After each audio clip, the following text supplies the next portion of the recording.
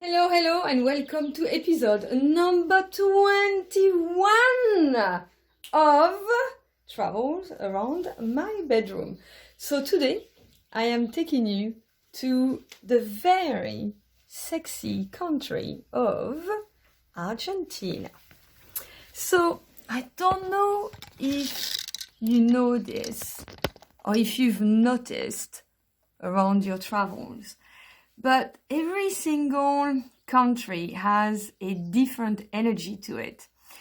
And the art of choosing the right country to holiday to is to be aware of the energy of that country and be aware of your own energy and what you need to do for yourself at that time, for that specific holiday, what kind of changes you're going through, or what is it that you want to bring to your life at that particular moment.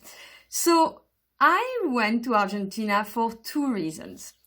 The first reason was to reconnect with men. I wanted to have fun with men. I wanted to feel connected to men because I was at a time in my life where that wasn't part of me. And I wanted to feel beautiful, and I wanted to feel intelligent around men.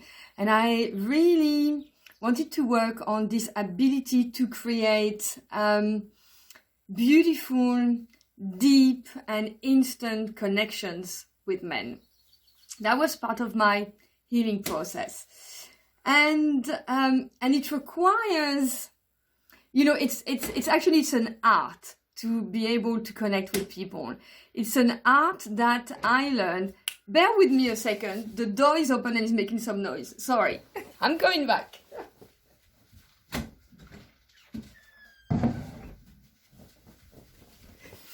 Whoops, there you are. And as I said, it's an art to be able to connect with people. And it's something that I learned when I was in Bali, actually, and it's called authentic relating. And I love this because you very quickly get into someone and can create friendships that last forever. So that was my first reason. And Argentinian men have got a very, very good reputation. So I'll speak about that a bit later. And the second reason was for tango.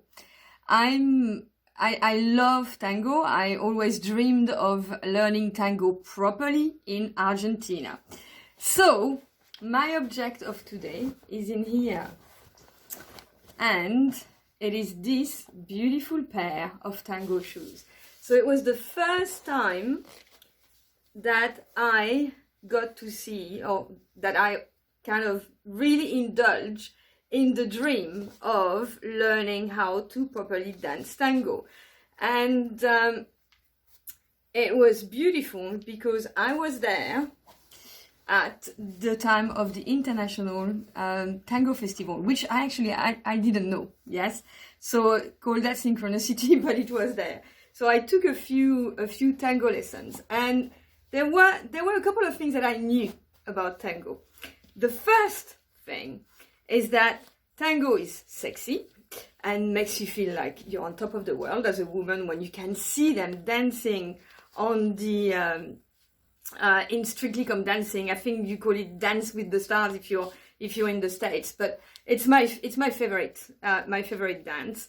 And that also you require a lot of body control when you dance tango. What I didn't know is that you require as well a lot of balance, and I found out that I was a lot out of balance, and that actually, for as much as it requires control, it requires you to let go of control. Because otherwise you can't dance with the man. You see, the man is the one who leads you and who tells you by his moves where to go next. So if you're controlling that man, and I am a woman who has controlled men and controlled a lot around my life for a long time, you resist that connection with the person. So you really you really have to let go of yourself. And when you have a job where you make decisions, have responsibilities, it's something that is very, very hard to do. So I want to give you a little bit of a demonstration. I haven't actually put these shoes on since I left, which is a year ago. So we will see what happens. Bear with me. I'm turning the camera and see how it works. Yes, that's just like that. Just want to show you. Exactly. So, and I do not wear heels, so it was very, very difficult for me to get used to that as well. But if you have a look, the position of tango is not straight like this. You actually need to lean in. Okay, let's see if that's better. Yeah. Okay. You need to lean in the person that's in front of you. So you have to slightly tilt. And you tilt in a way that you need to be on your feet here. But it's like you could stand without the shoes. Yes? And you have to be able to find that balance, that line. So you're not like this, but you're like that. Then you're holding your partner, and there is a way to hold the partner where, again, what I found is that I tended, because my dad taught me how to ballroom, to grab men, yes, and to hold on to them, but in a way that was very controlling, like, come, and I do that when I salsa. And I didn't know until someone, one of the teachers that I had, spent time with me and said, I'm going to be you, and you're going to be me, and you're going to feel how it feels like to dance with you.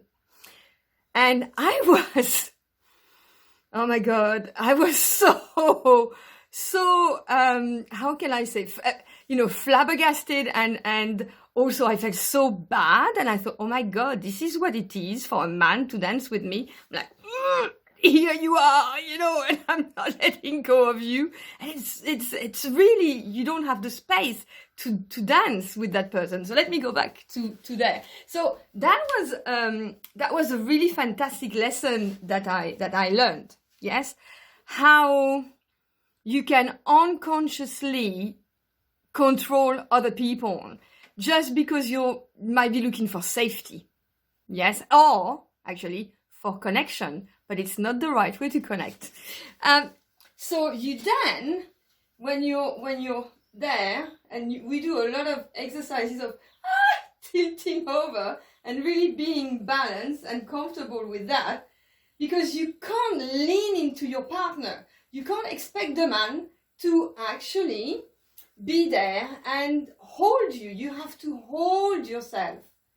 And you then follow intuitively. And intuitively, I call that intuitively, it's because actually what you find is that you connect with the man from here. If you know about the heart chakra, you can feel this pull coming, and it kind of pushes you. So you're like this, you stand on your own, so you have control of your body, you have balance, and then you slide, and then you slide, and of course on carpet it's not very good, and you slide and you know where to go, and you slide and you know where to go, and when the man, and when you let yourself go with the flow, when you can then go and do things like this, or you can just put your leg onto their leg, which is like the sexiest of move ever.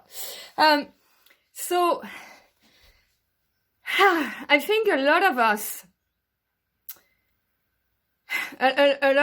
think that you need to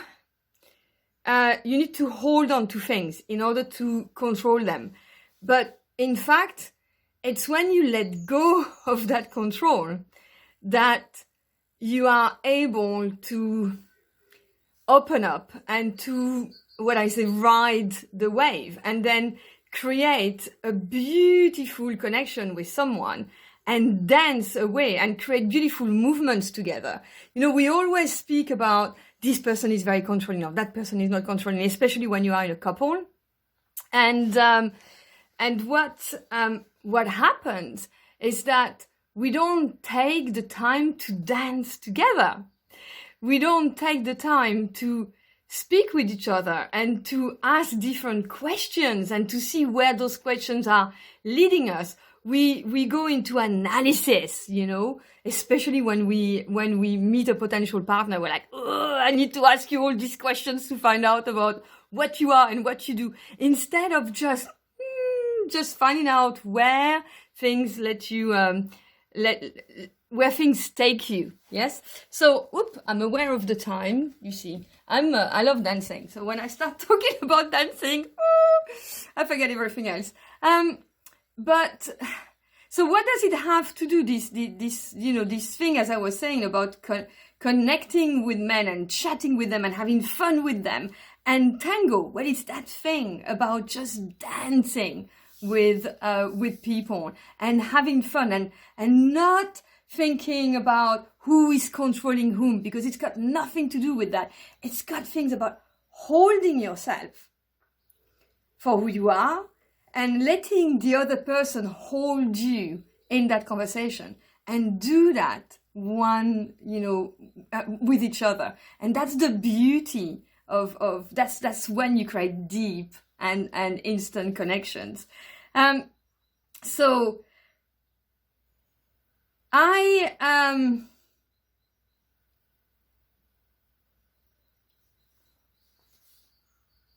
sorry, I got lost. And I thought I was going to refilm this, but in fact I won't. I just wanted to ask you if you realize how much control you actually have over your life and how much control you have over others, and if you exercise that control. And if you're aware of it, if you've ever thought about that, and if you want to know, that's why I got lost, whether I did create these nice and deep and instant conversations and relationships with men. You'll have to watch the next video. So apologies for that, but I was away with the fairies. Thank you so much for listening. Bye bye.